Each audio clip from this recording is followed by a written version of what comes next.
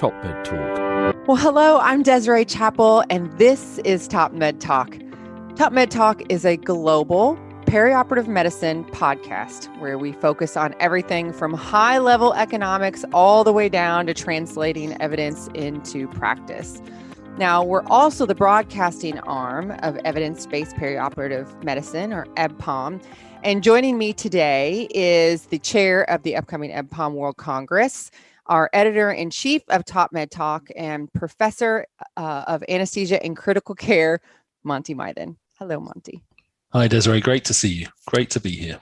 It is wonderful to be here. Now, Monty, the last year has been crazy. We've been doing this all virtual. We still haven't seen each other in person. It's over a year. As you're saying, it's been, it's the same for everyone. Weird old world, but certainly here we feel as though where we are in the world in London here, spring is here. Yeah. It's getting warmer. Sun's coming up. Many people have had their vaccine. We're talking now about how to get healthcare back to some semblance of normality. So fingers crossed, everything crossed. Hope it's the start of the next positive phase of this challenging pandemic. Yeah, absolutely. And we know that there are going to be continued challenges, but I think that the topic today that we're going to be talking about is something that can help us manage that. One of our favorite topics, enhanced recovery after surgery. This is a little bit of a mini series we put together, generously sponsored by Deltex, but it's technology agnostic. We're going to discuss, in the first one we discussed, which went out about a month ago, we were discussing the challenges we were facing and the timing of restarting elective surgery in patients who have had COVID-19, who may or may not have had COVID-19, who may or may not have been vaccinated, and we're clear on where we're going with that. And in the interim, certainly in the UK, we've been able to start to quantify the massive backlog that we're facing now of elective surgery. And I think it's predictable, but now it's being quantified, and it's a huge challenge. And in that thing we did a month ago, we reflected on the fact that this should be a great opportunity for us to dust off our enhanced recovery programs. And for those of us who haven't quite got round to doing it yet, as well as we can possibly do it, now's the chance to go at it. And mixed in with that is the patients are looking for it. Well, we've talked about it several times on TopMedTalk now, how COVID has been an accelerator of, if it's not a true enhanced recovery program, it's all the tenets that make up enhanced recovery, right? Yeah. So trying to get those patients in and out of the hospital as quickly as possible with as least amount of injury and iatrogenic harm, that we can do. And we were doing an interview earlier on today for a different reason with some orthopedic surgeons who were echoing the fact that the patients are now saying, they're asking for elements of enhanced recovery, including, can you get me home as quick as possible? Because those hospital places are not where I want to hang out. Yeah, absolutely. Well, Monty, without further ado, I want to bring in our guest today, who is an authority on enhanced recovery for sure, a friend and a fan fave for TopMedTalk, Dr. Michael Scott, professor of anesthesiology at the University of Pennsylvania. Michael, thank you so much for joining us.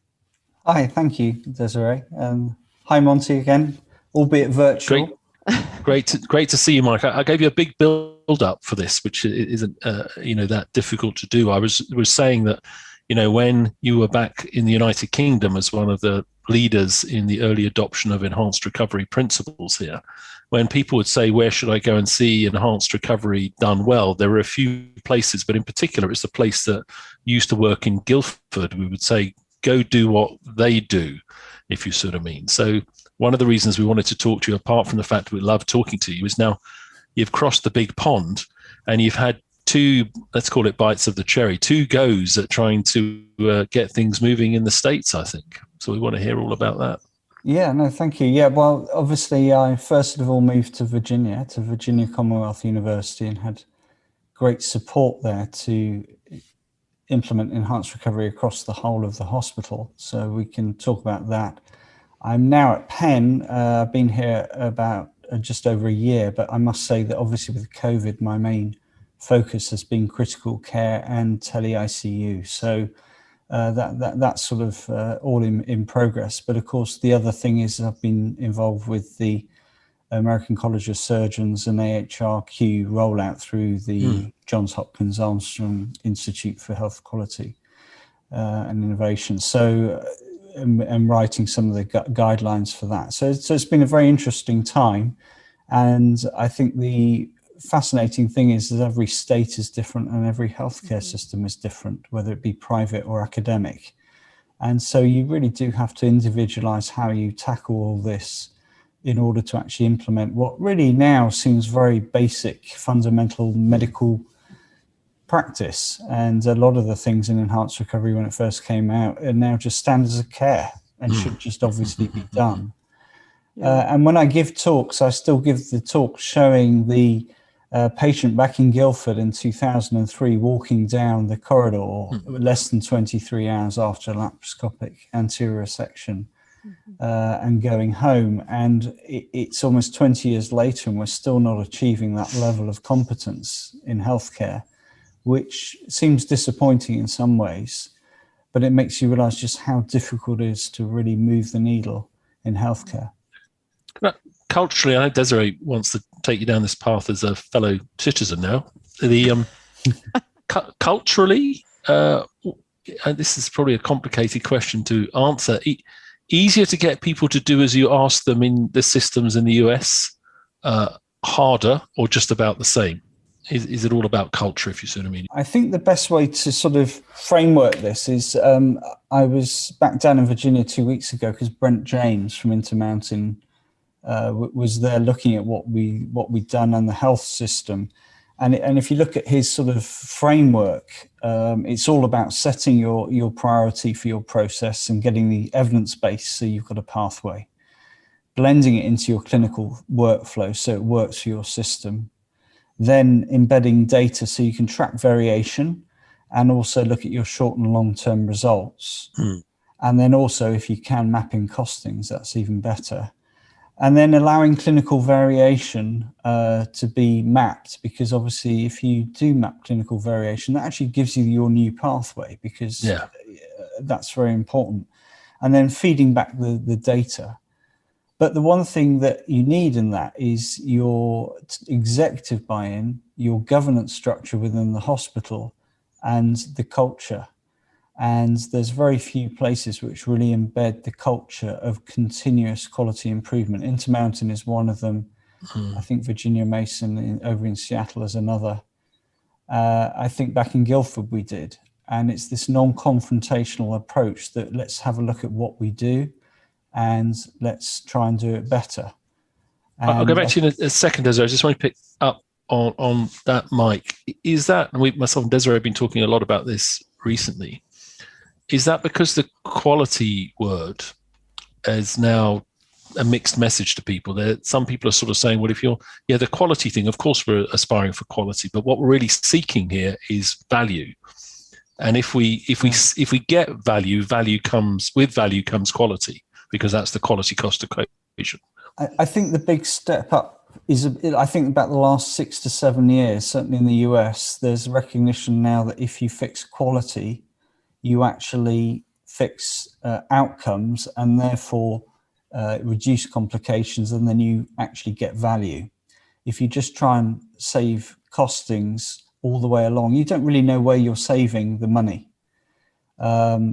So it's a bit like everyone talks about the Toyota model, and if you build a car which is quality and keeps going and doesn't need repairing, and you get more customers and people come back, you're in a much better position than trying to use a cheaper quality materials and things just go wrong and then you have to remake the car and all those things. So I think in healthcare it's been slow to change, but we're getting there. And more executive buy-in recognize that quality drives everything else. So we've gone from this idea of a safety culture to quality and safety culture, and I think that's key. Michael, I have a question for you, because, and really two. One, the first is, we are in this space all the time. So everyone that not everyone that we talk to, but our colleagues that we're talking to all the time, like they are all bought in, and it's pretty easy. We have all bought into that culture. But, on the ground, there are a lot of people who are still trying to do this, as you stated before. And, the conversation that all of us have in between each other is that how do you get that? How do you get that change in culture? Is it, incentivizing people? Is it, purely educational? Like, are there some things that you've done or you've seen others do really well to really ingrain this into the providers that we're working with in our teams?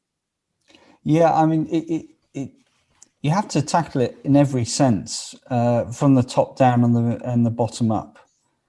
From the top down, you need executive support, and you need people to say this is a good thing and have champions. And it helps if you've got some good stories to show people it really works, because seeing is believing. I always call quality improvement the combination of orthodontics and an election campaign, because it's slow, sustained pressure, but you've got to win every vote. And I think the thing that was successful back in Virginia was, instead of going back to the attendings room between cases, I would always be going to the surgeon's room, and I'd be winning every vote and educating. And I think that's vital. And the other thing is just time. So at the moment, if you would go back to my previous hospital, there's enormous culture change and buy-in in anesthesia. The residents feel this is the right thing to do, as do most of the attendings now, because we've gone through that cycle where people have entering retirement have retired. The new people coming up have seen this, know it's good, and now they want to do it, and they're all actively involved. But I mean, that anesthesia has done very well because of that, and it's partly because I was in that department. But then there are other departments which haven't done quite so well, although it varies a lot. Yeah. And there's no doubt you need energy, and health systems need to recognize energy. So where we've had master's programs or APPs doing quality improvement projects under the master's program, so it cannot fail because it's their master's. So in transplant, we had an APP, Jeanette Amery, who was outstanding, and she implemented enhanced recovery for kidney transplant, both cadaveric and living related. And the main things were getting the opioids out, goal-directed hemodynamic therapy, and early mobilization and nutrition, and getting the drains out. Yeah. And it's quite profound that we've got the data now that's coming out, and we've got the usual length, not a profound shortening in length of hospital stay, but there is a cost saving. But we've actually mapped the graft survival, and that's showing to become more and more impactful. So it's the first time ever that enhanced recovery is showing a benefit for transplanted organs.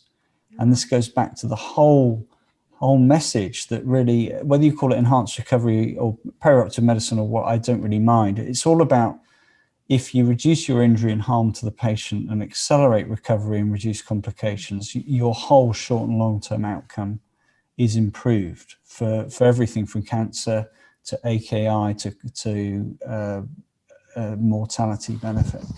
Yeah. So, well, I could keep talking to you about all of this forever, because I mean, this is something, we talk so much about how do we do it. And you said top down support, bottom up, that organic growth.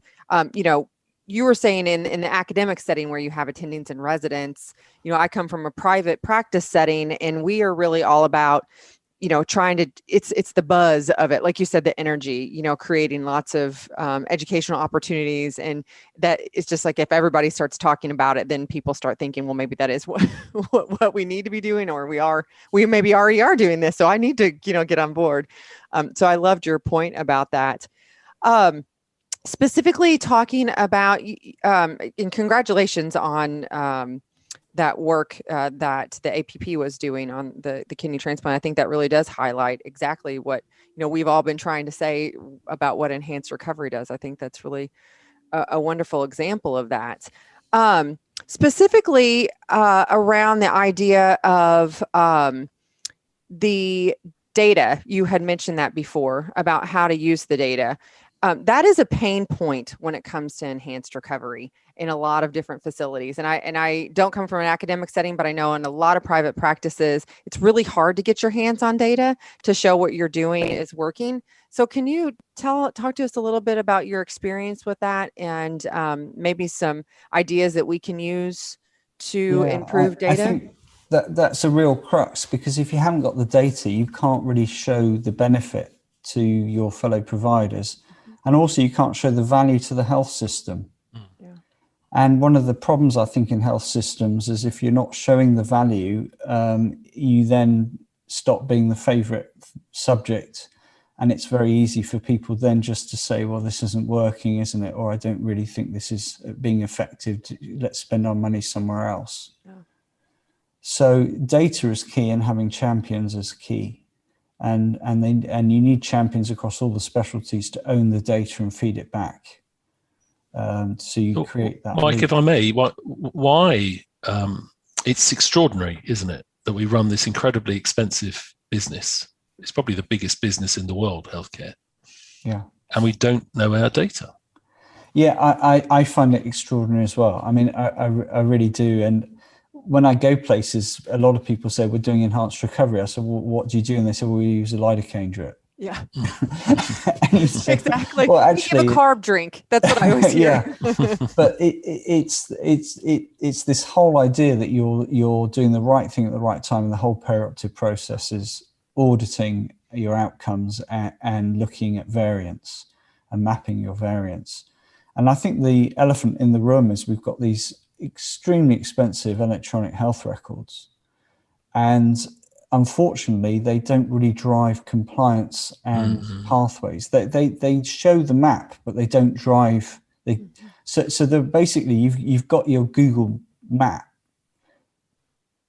Oh, I must say at this point, isn't it? The other maps are available. Yes, sorry. So you've got your map, but you've got to keep the car on the road.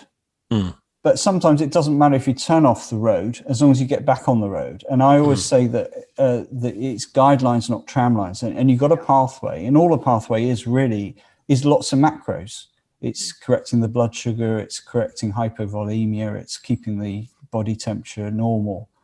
And so people get a little bit fixed on this, but as long as you've got the macros to keep them on the pathway, then that's how you get to the finishing line and get to your destination. So you're right. So it's absolutely vital to have that structure. But knowing that you're doing those, that you are doing those macros. I mean, that's what I have found to be the biggest challenge. And I've only seen, a handful of places, it seems like, I mean, in my limited experience across the US, that people are getting that data back in their hands to know that they are actually, in fact, doing what they're supposed to be doing within the framework. MPOG is a great example of the Aspire measures.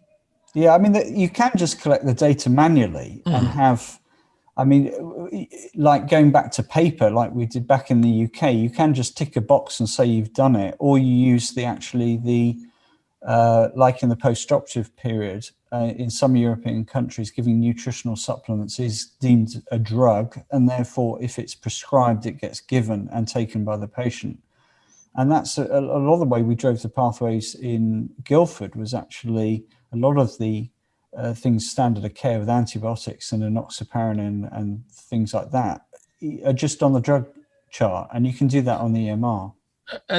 And you touched on it, Mike. The drink, eat, mobilize. Has the patient got out of bed on day one? Have they had something to drink? Have they had breakfast?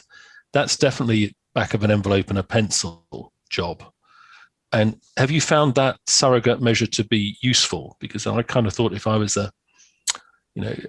responsible for a big network of healthcare, I'd say, well, at least give me the dream rates, because if the dream rates are very, very high, I may not have to look upstream from that. I'd like to know the downstream outcomes, but I may not have to look upstream at process. But if they're fluctuating or they're low, I need to get more granular detail, but at least give me that, Yeah, exactly right. And that's a very good signal to say something's going wrong. I think part of the problem we've got there with data is even things like Vizient and, NSQuip. You're only putting part of your data in. It's not always every patient. And what we really need is every patient, because we know that if you're not looking at every patient, you're not really looking at your whole system. Yeah. So the key metrics that I think that are good now are if you've got a low length of stay and a low readmission rate, it means that you've got good process and that your pathways are good because they're avoiding downstream harm. And then now mapping AKI is also very sensitive, because I think AKI is the canary in the coal mine of cellular injury. So if you can reduce AKI, you know that you're going to improve everything, including anything else which is perfused. So the brain, you'll get less delirium, and you'll get less downstream sepsis because you're perfusing the gut. And I come back on the AKI, because a common thing we're told, again, when we go around to people who say, I do enhanced recovery or I don't have a problem, they say there's no AKI here. And what they mean by that is we're not getting any renal docs to put people on a hemofilter. Yeah. And they're not necessarily attuned to the relevance of the creatinine bump and the bit of oliguria. Well, they have, so they literally have no idea. Like, I mean, I can tell you, from our data that we get, you have no, the hospital may have data. It's not being shared with everybody, and definitely not the enhanced recovery team, or the providers themselves, which I go back to the Aspire databases. Like, they actually report to the provider, and I, as Desiree Chapel CRNA, can know what my AKI rates are and if I've had someone fall out on that. And so if we're not feeding back and no one knows that there's a problem, like, I'm finding it difficult to reconcile all of that. Yeah, we've actually just mapped this, and I want to give credit to Brenton French, my QI fellow, and Pranav Shah, that actually built a data set and learned how to program. And they mapped AKI, and interestingly, they showed it's a bimodal outcome back in Virginia, where I was. Most of it, about 80% on post-operative day one, as you'd expect. And then you've got the secondary injury. And I think the way I look at AKI is you've got primary injury, which can drive AKI, which you can't do much about. But you've got all the secondary things that we do: maintain perfusion, avoid nephrotoxins, doing the right thing at the right time, which can reduce it. And part of the project with hemodynamic therapy was to try and reduce AKI. But first of all, mapping it was a challenge. We had to modify the KDIGO criteria, certainly for stage 3, because otherwise it doesn't work. But they did a very good health economic analysis and look at the social security data set. This paper's been submitted to Annals of Surgery, by the way. So other journals are available. Yes, sorry. And what was interesting about it was not only did they show that there's a cost impact of even stage 1 AKI, obviously there's a significant impact to stage 3, stage 4, but there was actually a mortality risk for stage 1 AKI in non-cardiac patients, which I think will be the first time that this has been shown. And this is in a large, thousands of patient data set. I think it may reflect too that we are a safety net hospital back there, and we have a lot of people with high comorbidities and high SA scores. But even looking at that, what's fascinating is the process that we introduced, which was fill flow pressure with 2-point optimization, has really impacted and reduced AKI. You should probably expand on that, Mike. I was just going to say, let's stick a pin in that and kind of talk about what that is. So we wanted to impact kidney injury, and we were using the same principles we used back in Guildford, which was everyone deserves flow-based monitoring having major surgery, because by definition, major surgery is going to cause harm. And obviously, if you've got comorbidities, it's there as well. And we used to do hemodynamic monitoring for everyone and take them to the high care unit attached to the ICU. They still do, and they've got a very low AKI and complication rate. So we tried to introduce that down into Virginia, which is a high-risk population. And interestingly, actually, so I'm going to tell you what we did for across the board and for colorectal. So if we concentrate on colorectal first, because it's easier to explain, we got team buy-in. It's taken 4 years, to be honest. I was showing the monitors. I was very lucky that when I arrived, the head of perioperative medicine, vice president, bought the necessary monitors, and we believe all the monitors work, and you can use different monitors in different situations. The main thing is you're tracking change and flow, and you're trying to keep a patient's baseline flow. That's really what we're doing. So we're not really worried about the number. It can be 10 bananas. If that is that patient's flow, then we keep their flow at 10 bananas. And once you start talking like that, I think people then get a more pragmatic approach rather than focusing on the technology and is this really as good as a Swan or something else. But we do know that the signal for GDHT is in the high-risk population. We do know there's lots of algorithms. We do know that it's complicated. So we did very much like we did back in Guildford, which is saying that we just don't want anyone to be overtly hypovolemic. And the time to optimize someone is after anesthesia induction and ventilation, before you have a laparoscopic pneumoperitoneum or start surgery. And then also when the legs are down and everything's back to normal at the end of surgery. So we just did simple 2-point optimization and drove the patient back to however many bananas they were. And the results have been spectacular. We've gone from a 14% AKI down to 8%-ish. But the other really interesting thing is that we've got rid of all the bad AKIs. And I think that you'll never get AKI down to 0. And even back in Guildford, we were between 2 to 4%. So to almost get down to that level very quickly, it shows there's a real positive signal of benefit with goal-directed hemodynamic therapy.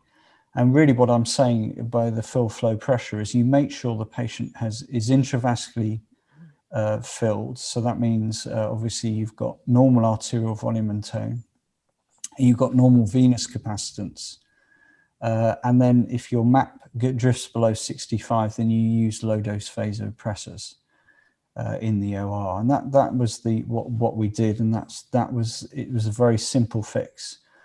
And so, yes, we're still left with stage 1 AKIs and a few stage 2s, but all the really harmful ones have pretty much dissolved away in colorectal surgery and open and laparoscopic. And when that patient goes back to the high care area, Mike, I know when legs are down, you've fixed again. When they go back and hand over to the high care area, high dependency, intensive recovery, whatever it is, do you repeat that challenge? So we don't have that down there. Okay. We did in Guildford. So we're still, I think this is still the problem with the model, and not just in the US, but around the world, is that we have a one-to-one anesthesia support. We then go to the PACU with 5-minute blood pressures, and then we send people to the floor where we know 50% of hypotension occurs in that sort of second of half of the 24 hours post-op. But so this is just going to the PACU in this group, and that had the big effect.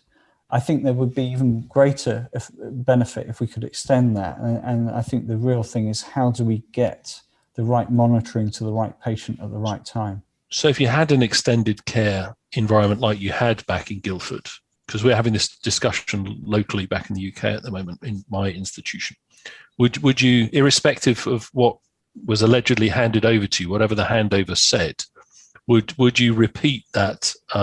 Let's put the bananas, let's reestablish what the bananas look like now and put the bananas back in the right place before we proceed. Right. And in fact, I think once you're breathing spontaneously, all you've got to do really with the patient is fill the tank, unless they've got a SIRS response. Obviously, there's some patients that do need vasopressors, in which case they're going to the ICU anyway.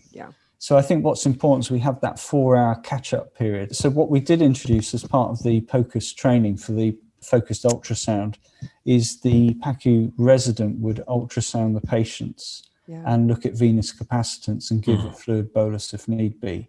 And that meant they would go into the floor with the tank full but not over full, which means that they didn't get behind. And the morning of post-operative day 1 with all the ERAS, you're basically getting your IVI down and avoiding the salt and water harm. So I think it's sort of making it simple now. Really, the overview is give everyone some sort of fluid loading preoperatively so they're not dehydrated. Make sure they start in the middle of the road, do what you would normally do during the surgery, optimize them at the end. If they need low-dose vasopressors or support, they're going to the ICU. If not, keep them in the PACU, but have some way of catching and following up now. And it's all non-invasive, and that's using ultrasound. Yeah.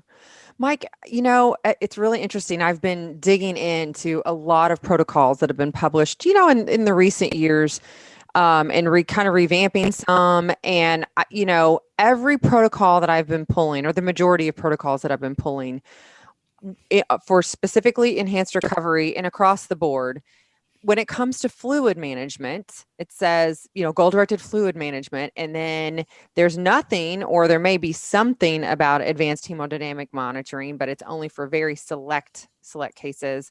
And everything that I'm reading is saying restrict fluids, give 1 to 2 liters, only use 1 to 3 cc's per kg per hour for any sort of continuous volume. Like, what are your thoughts on that? How do we move the needle? Yeah, well, the first thing is I think we almost need a global announcement of what the real position is of fluids, because it's all about the right amount of fluid at the right time. Yeah. The new term restrictive and liberal are completely different from back when Brandstrom actually published, because today's liberal is yesterday's restrictive. It's just the fact that the liberal 20 years ago was drown the patient. People have forgotten that or don't know it. I think people have got also overly focused on restrictive and zero balance, and it's something I've never really wanted to focus on. And when we mapped all these cases back in Guildford, we collected with all these RCTs, we knew where our patients were landing post-operative day 1, and it was nearly always at about 20 mils per kilo over their admission weight, give or take a little bit, because obviously with body weight, they might have had a bit of their colon removed. So +1 to +2 liters. Yeah, absolutely, which is a very, very recurring theme. It's the recurring theme, isn't it? And Same it makes complete physiological, biological sense as well, completely. But and I think the harm was then caused by this salty water just staying up because we were scared of people eating and drinking. So I think getting the IV fluids down has really taken a lot of harm away. And so then the next question is, well, we can land most people in that zone if they're fit and well. And certainly with experience, and you can map your fluids. I think when to give them is important. And I think the most significant thing about relief was they gave everyone almost a litre up front in the group that didn't get the AKI. And certainly in our modelling, everyone needs at least sort of 7 to 12 mils per kilo to basically fill the intravascular volume back to where you need it to be at the start of anesthesia. So you can almost, give 500 even without thinking about it. And the timing is absolutely crucial. And I think the most exciting thing about the study I've just talked to you about, the colorectal, is it's a big group. It's 320 patients, 160 prospective, 160 case matched regression analysis, retrospective.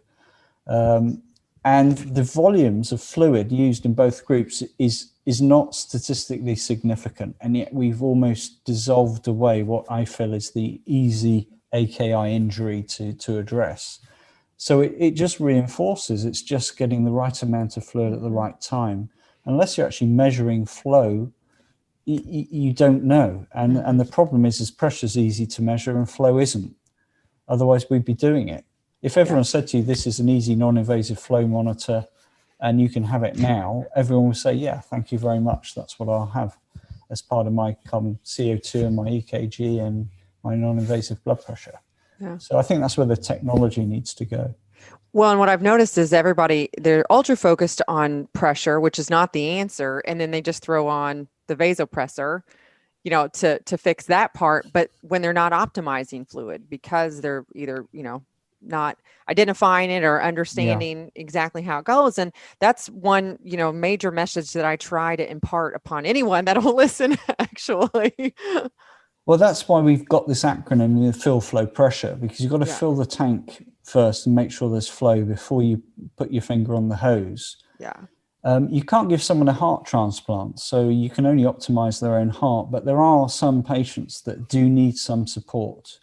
And it's recognized more and more now that laparoscopy is basically a mini aortic cross clamp. So you need to support that heart. So I just say fix the revs of the engine and the flow. With low dose, you can just use a couple of mics of epi or dobutamine, whatever you want to use. And then all you've got to do is balance preload and afterload. But what you mustn't do also is give too much fluid, because otherwise that can create downstream problems. Let's take the vasopressor first. On the phenylephrine, metaraminol, Norepi, possibly a bit of beta. Where do you stand on that? And we'll go for the eminence-based medicine first, and then we'll follow it with the evidence-based medicine answer. Do you think the choice of the squeeze agent makes a difference? I don't think I think it's all about balancing, because I've been in the world, because I'm so old now, that dopamine was the most commonly used inotrope, and then it was not that, and you couldn't use Norepi, and then we went through surviving sepsis, and we got all those MIs because of dobutamine driving the output, and then we went back to epi. And I think it's just getting the balance right, but it's all about just low dose, and you just need a little bit of beta and often a little bit of alpha. And I think norepinephrine is a useful drug to have. It's not been used in the OR very much because A, it's not readily available, and B, everyone says you need a central line. And in fact, we've just had there's a paper coming out literally next month in ANA on about time to use peripheral norepinephrine in the operating room, which we've published. And I'm really excited about that. I want to tell you this really quickly. I'm excited to hear about this because we've recently had a switch in our Pyxis anesthesia machines, and ephedrine is now locked down and it has to be counted because it's a scheduled drug in the state of Kentucky. And so guess what everybody's going to? They're pulling out the Norepi and starting to use that a little bit more, which I thought was really interesting. So anyway, sorry, go ahead. Yeah, no, I think it is. So I think the fact that we've shown it is safe to give peripherally. Obviously, you don't want to give it forever, but using the right concentrations. And what's more harmful, a bit of peripheral Norepi where we've shown the risk of harm is really not there. Or the risk of hypotension and getting a complication with all those other downstream problems. I think epinephrine, there is a role as well. I mean, here at Penn, do an awful lot of sick patients, and epinephrine is actually the drug of choice. And, only the week before last, we were doing a lap chole with an epi infusion. I mean, who would believe that? But, you got someone with an EF of less than 20%. And patients do well, and we know our results, and the AKI is actually surprisingly low in most groups here. And I think that's because of the decision to support early and not to flood with fluid. Yeah. So I suppose, Monty, is I don't want to be prescriptive because phenylephrine works. And I used to be dead against Norepi about 15 years ago because in all our elective surgery, we use phenylephrine. But and I used to say, well, the whole point in enhanced recovery is to reduce stress hormones and catecholamine. So why are we giving Norepi? But I think we're into a different world of medicine, even from 20 years ago, with the high-risk patients. And what astounded me is when we did this study on the AKI and the colorectal, is it wasn't until we analyzed the data that I realized that we only had one ASA patient. This is out of 320 consecutive patients. One ASA, 40% were ASA2, and the rest were ASA3 and 4, so 59%. So although people think that you don't need goal-directed hemodynamic therapy in the age of ERAS, I think with our aging population and the increase in comorbidity, we probably do. Yeah. Well, if you're in the hospital now, then you're a higher risk patient because the patients that are not high risk are not coming to the hospitals. They're going to the ambulatory care centers, when it comes to joints and lap, those easy peasy surgery. Desiree, I hadn't really thought of that, but you're right. I mean, that is the point, isn't it? Yeah. I mean, who sees an ASA1 anymore? Very rarely. It's true. Yeah. I think the other thing I've realized doing this AKI work and looking at length of hospital stay, unfortunately in the colorectal series, we cannot show a length of hospital stay benefit in the goal-directed hemodynamic therapy group. So if you were just a bystander here looking at these patients and being a hospital manager, you'd be thinking, okay, well, we save a little bit of AKI, but it's not really affecting me that much. We know it has some cost effect from the modeling, but we do know now from the actuarial work that we've done that we're having an enormous effect on downstream outcomes and people's life expectancy. So it's where we expect the decision makers in healthcare, like here in the US, CMS, where are we taking the endpoint for our duty of care to the patient? Is it just as anesthesiologists, the PACU? Is it as a health system 30 days? Is it 60 days, or is it 1 year? I think that's the big challenge for medicine in the next decade. And can I pursue that transition from AKI to what we're now being told is AKD to CKD, Mike? Because there's a new, I think it's in press at the moment, a new sort of consensus statement coming out from the perioperative quality initiative with the acute disease quality initiative. And as part of that, in the discussion in that, the narrative is that very point. When does your responsibility finished? Because if there is a transition from AKI, the creatinine bump as we used to dismiss it, to AKD, that creatinine bump that persists for longer than a week, and that sets you up for CKD, should we be telling the patient that? Probably yes. Should we be telling their family doctor or the patient themselves that they should get their creatinine and have their measured 6 months out and their urine dipped for protein? Probably yes, because the kidneys had a little bit of a whack, and maybe it's coming back and maybe it's not completely coming back. No, I totally agree. It's all about healthcare metrics and the mapping. And we're really, I think the great thing about the COVID era is this growth in telemedicine and the fact that people are happy to engage on digital platform. And in doing so, we can start mapping people's and individualizing people's healthcare, their screening, their follow-up, and all these things. So I think it's an exciting time, and it's very necessary. And with their electronic charts now, which is increasingly common, they'll start to connect the dots. If you see what I mean, they'll start to absolutely. They'll start to say, well, that thing happened over here, and it's kind of started back there. Well, and also, where do we stand medical legally? Because we have to consent people with anything that could cause permanent harm. Yeah. So are we going to consent people for AKI? And are we going to say, well, actually, I know you've got a 5% risk of AKI, but I can't be bothered to go and get the monitor and put it on and actually do something during surgery for you, which could actually stop it from happening. I don't think that's a can't. I use provocative language like that on a very regular basis, but I think in reality it's the lack of data and lack of feedback loops is lack of awareness. So I don't think anyone gets up to not be bothered. Yeah, no, I agree. That's probably being a bit disingenuous. Yeah, I think, and I use exactly the same language. I think they do is they get up and they don't necessarily, they can't see that thing that happens. You see more of it in intensive care if you do surgical intensive care, because you start to see what happens for the next, until they finally leave hospital. Sorry, Desiree. No, I was just adding on to what you're saying is that it is a not be bothered. I can't be bothered. I have 10 other things. I'm doing multimodal and I need to set up these drips, and I have to turn my room over quickly and whatever it is. So you can't be bothered, but they can't be bothered because they just don't really understand that there's a problem that is an answer to it. And that's a we. Yeah. We, oh, for sure. Yeah. Yeah. It almost goes right back full circle to where we started, wasn't it? Which is quality drives your outcomes. And we need the resources to provide quality, which is the right thing at the right time. And unfortunately, the way that healthcare is set up, we've got so many other things to be doing apart from perhaps what that patient really, truly needs at that moment in time. Yeah, absolutely. Let's see. There were a couple other topics that we wanted to touch upon. One of the things I wanted to ask you specifically, Mike, is I know you said that it only matters, like a banana is all we really need to hear, right?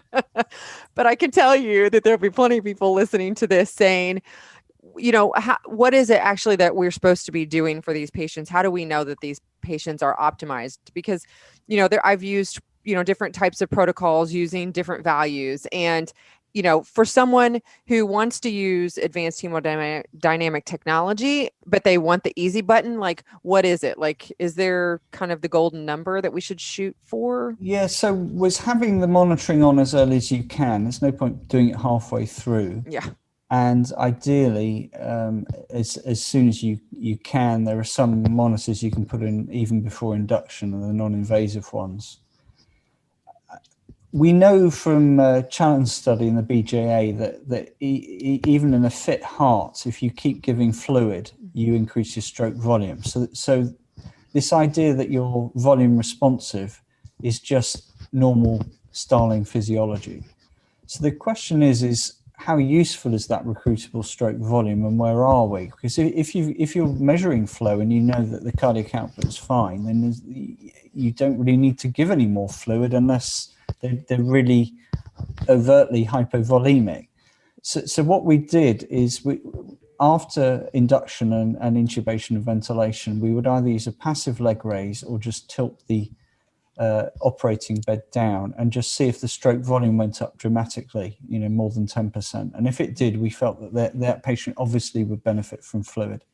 And if it's equivocal, we felt that's probably we're just about there or thereabouts. And it certainly puts you in the zone where you're probably within 200 mils of optimizing your intravascular volume. And then just using common sense through surgery, because people are good at what they do. Team anesthesia, I think, delivers high quality in the OR. We know that. And then at the end of surgery, once all the physiological input of a pneumoperitoneum or legs up or head up, head down, just get the patient completely flat and everything. And while they're doing the last few stitches, just say, can I put the patient head down again? And if the stroke volume goes up dramatically or 10% or more, you give some more fluid until that is no longer obviously going to make a difference. Top them up. I think one of the things that's lost on people sometimes, it's much easier if you've done the sort of microcirculatory experiments and looked at those types of things, is that sort of sense of the fact that you've got to have the whole circulation open. You've got to have blood flowing everywhere before you get into the major bit of the surgery. And if you don't do that, you're on the back foot and you're losing from the get-go. Hence the same amount of fluid not producing the same results. And to me, that's pretty clear, but it's sometimes lost on people. They say, well, it doesn't matter if they're empty for a while because when they put the head down, they'll fill up, and they said, no, it's not quite that simple. You've got to, I think you've said the word, Mike, you've got to splint that circulation open. Yeah. And that is, go ahead, Mike. That's right. No, I totally agree. And the trouble is I think the nomenclature is still not used correctly. I'm trying to everyone drill down because everyone says CVP doesn't give you fluid responsiveness. And I said, well, but it's venous capacitance. We just want to know how big the lake is. You can have a small lake with a high drop into your heart, which is a high venous pressure, and that is a stressed volume. Or you can have a big lake with hardly any drop, and that's high venous capacitance with a low CVP. And this idea of stress volume, people think it's to do with the arterial side, but I always try and get people to think back to really simple physiology, and that is there's only three real causes of shock. It's either because your arteries are meant to distend and pulsate around a midpoint, and if they're not full and you're hypovolemic, then they don't stretch properly. If you haven't got a heart which is stretching the artery, they don't stretch properly, which is cardiogenic. And if you're vasoplegic and they're all floppy, then they can't stretch and impart pressure, and that's vasoplegic shock. And you should never really be in shock if you're in hospital. You should always be able to maintain normal arterial volume, stretch and tone. And so what we're doing really as team anesthesia and on critical care is we're stressing the venous side of the volume. But I think if you fix your arterial volume and tone early and fix your venous capacitance early, then the changes are much easier to interpret and you can stay in the middle of the road a lot longer. And it's the same in ICU. If you echo someone and use the right monitoring early in their admission, you very rarely get these patients who then end up 6 or 7 liters fluid positive downstream. because you've got everything right from the word go. So one of the things at our particular facility, and I know across the country, they're doing much more because of, really trying to lean into minimally invasive surgery or robotic surgeries. And, this is a question I get asked all the time, because those patients should be fluid restricted. And I think, Monty, you were starting down this path a little bit earlier is, how do we use advanced hemodynamic technology and monitoring and these hemodynamics and parameters to help us in that space, when we traditionally have always thought fluid restrict and then we can catch up, but then is that the right thing? Mike, do you want to, or Monty, who wants to go on that one? Mike, do you want to go first, or you're the guest, Mike? Yeah, you go first. Okay. Mike. Well, I think that, again, perception is incorrect. I think giving carb loading made an enormous difference to patients arriving in the OR hydrated, and so actually minimizing fluid up front it wasn't so bad for them.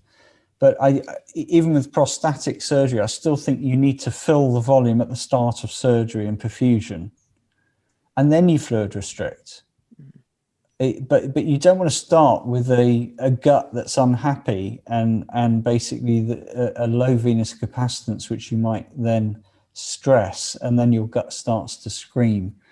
So I think it's just education, knowing that you've really got to get everything right at the start. And then, yes, if you fluid restrict from that point, that's fine.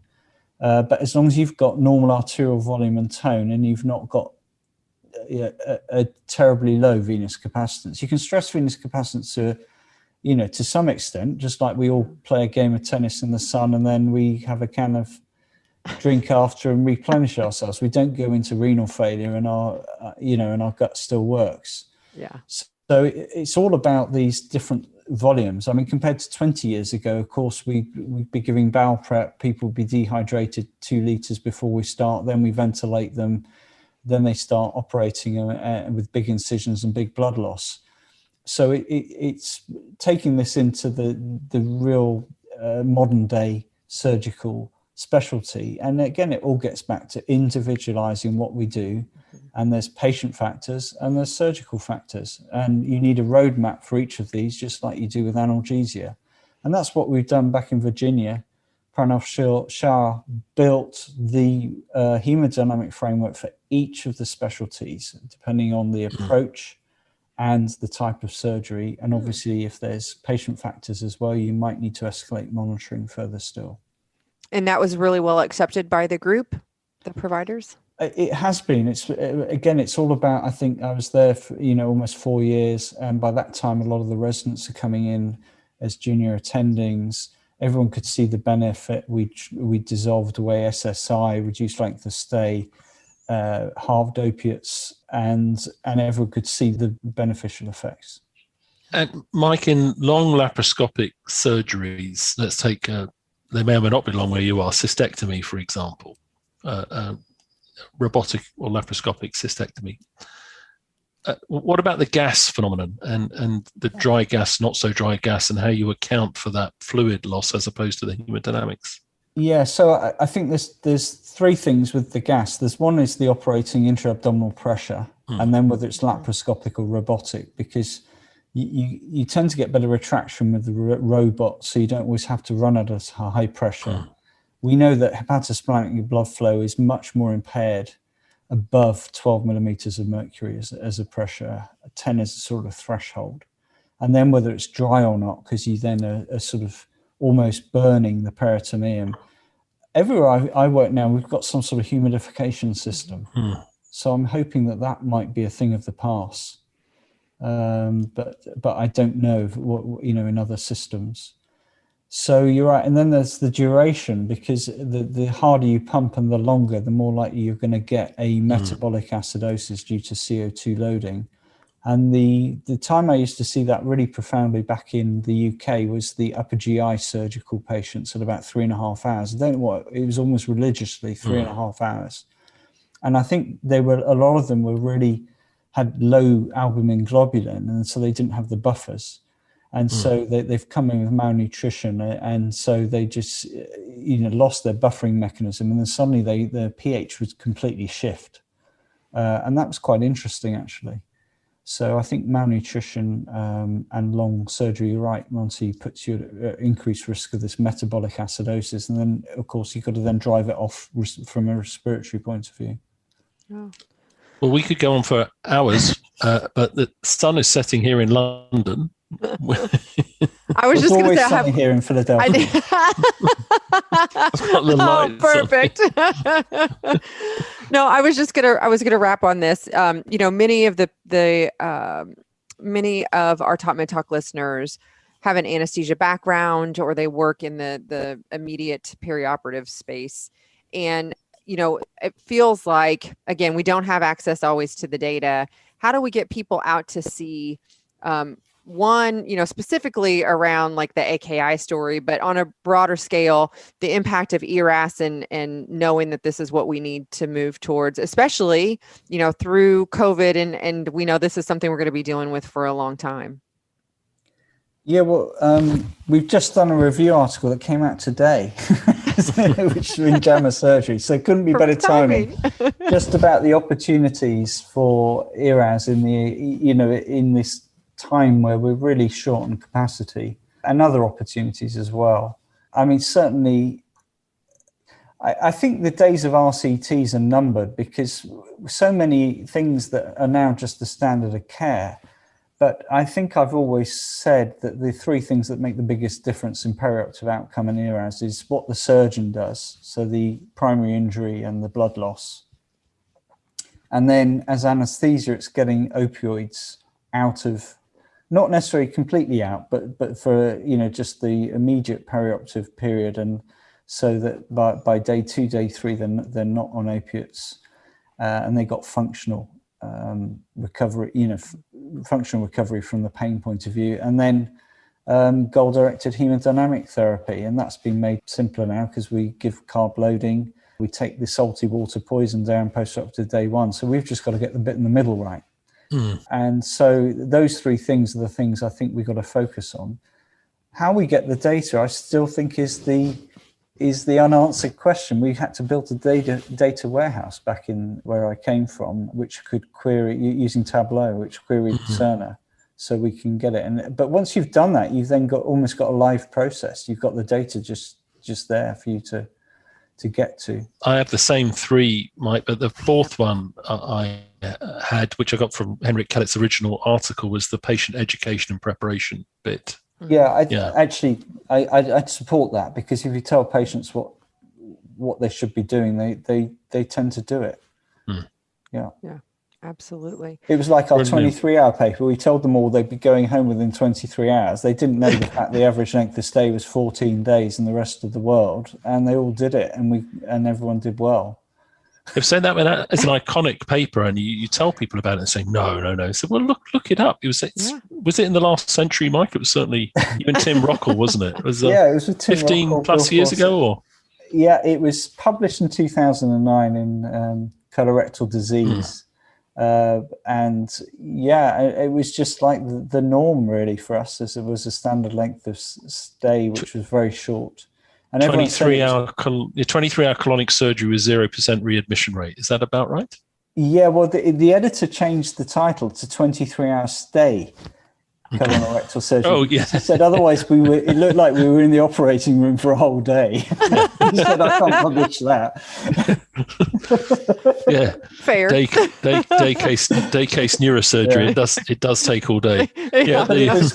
Consecutive cases, and it was all types of surgery, total colectomy, right and left colons. Everyone used to think it was just really selected patients and only simple right hemis, but no, it was the whole breadth of colorectal surgery. Wow. So some people listening will be saying, stop with this enhanced recovery stuff. Everyone's doing it completely now. It's total adoption through the world. Whereas the reality in almost the vast majority of places is just ain't true. There's still plenty to be done, plenty to be gained, and now is a great opportunity. Mike, could you do us a favor? I know Desiree's going to wrap us up in a second. If we put a question thing up next to when we put this up on the stage and we accumulate a whole load of questions, which I'm sure we will, can we get you back in camera around the time of the World Congress and my pleasure. go through the questions? Love to do that. That'd be fabulous. Thanks, Mike. I'll have a ask Mike. Well, Michael, I know that not necessarily, giving away anything so people can reach out to you personally, although that may be an option. Where can we find you? You said you have a host of editorials coming out soon. Yeah, well, there's one in JAMA Surgery today that's come out with my group from the Executive Board of the ERAS Society. There's another one come out in Anesthesia and Analgesia last week on ERAS in Caesarean section with Ian Wrench back in the UK. Monty, myself and Bill Fawcett did an update in the Blue Journal, the British Journal of Anesthesia, just only very recently, following up our original review article, which was enhanced recovery, reducing more than length of stay. And I think what's fantastic is that all the data is coming through to prove that now. And then there's another editorial coming out next month in the European Journal of Anesthesia. So yeah, it's been a surprisingly good start to the year. You've been busy. Yeah, and that's not everything else you're doing. So that's fantastic. Well, Michael, as usual, thank you so much for sitting down with us and chatting about this very important topic. I feel like we are all out there shouting from the rooftops about this subject, and anytime we can have a good conversation like this, it's wonderful. Thank you. And hopefully we'll all meet in person. We can show you this brand new hospital behind me, which is our great. I think the newest state-of-the-art hospital built in the world. It's our new Hup East, and it's opening in September. Elegant design. Is that the one that can sort of flip itself to provide anything as you require? Sort of push a button, and the next minute you've got another ITU. Anything, anywhere. You've been the mastermind behind all the telehealth stuff there? I wouldn't say the mastermind. I think Anne Huffenberg, who's head of Connected Care, has been. I'm part of that, but I wouldn't ever want to take credit for the enormous work that everyone in Connected Health and Information Services has done here over COVID.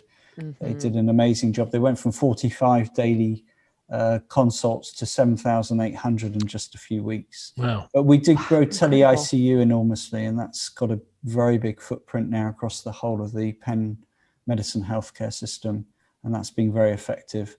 As much in the proactive scene as the reactive scene. That's where a lot is. So it's basically enhanced recovery with all the variance points for critical care.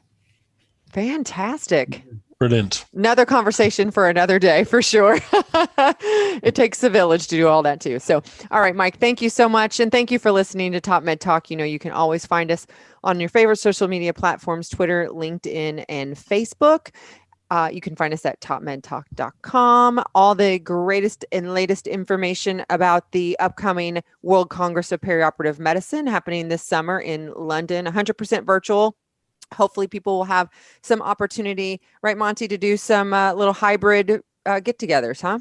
Absolutely. As we're saying, we're not encouraging mass gathering, but we're seeing there's a natural energy where people can transition to gathering together, under their own steam to watch it, whether it be in the hospital or a local place that would serve them, bite to eat or whatever it is, that they're planning to get together and watch it on the screens and then socialize the knowledge, have that lively discussion and get some energy back in. We're not encouraging that, but we're just sharing that is happening. That natural energy is happening. We're getting contacted by people who are telling us a whole spectrum of the ways they're planning to engage with the World Congress. Interact. Yep, that's fabulous. And once again, thank you so much to our sponsor, Deltex, for making these wonderful conversations happen and helping to move the needle through this COVID era. So that is fantastic. And if you're listening to this, which is, the commonest main initial releases as a podcast, if in the wake of that, you see something that says, go and watch it on the TopMedTalk stage, what we call carbon-friendly conference center, our EdPom Education Hub, is now open 365 days a year. And you'll be able to watch this interaction, which allows you to see Mike's wonderful building, etc. And next to that, we'll put up the Q&A section to say, let's accumulate a whole bunch of questions and comments, and then we'll loop back on those to continue to share best practice. Mike, it's great to see you. Thanks, Mike. Cheers, everyone. TopMedTalk. Thanks for listening to TopMedTalk. We are so excited about our upcoming meeting this summer, the World Congress of Perioperative Medicine. Monty, tell us more. The World Congress traditionally was the London meeting. We've had a few World Congresses in the past, and this year we're back to London. So it's going to be a global event, but broadcast live from London. Perfect. And it's a hybrid event, right, Monty? So virtually, we're all there. We're 100% virtual. So yes. In other words, we'll be bringing you from the studio and from around the world what we've now become used to, in other words, a TV cinema type of experience. And we're not encouraging mass gatherings, but we're seeing the natural energy of people wanting to get out of the house, to get away from the Zoom call. And we're seeing people planning gatherings according to their local rules and regulations. So that might be 6 people going to a room at work to watch it together on the screen, and then have lunch together and socialize their opinions on what they've just heard. So bring it on. I say we're not driving it, we're not organizing it, but I think it's a great thing. I think people need a break. Yeah, and let us know if you do it. You can find more information on epom.com.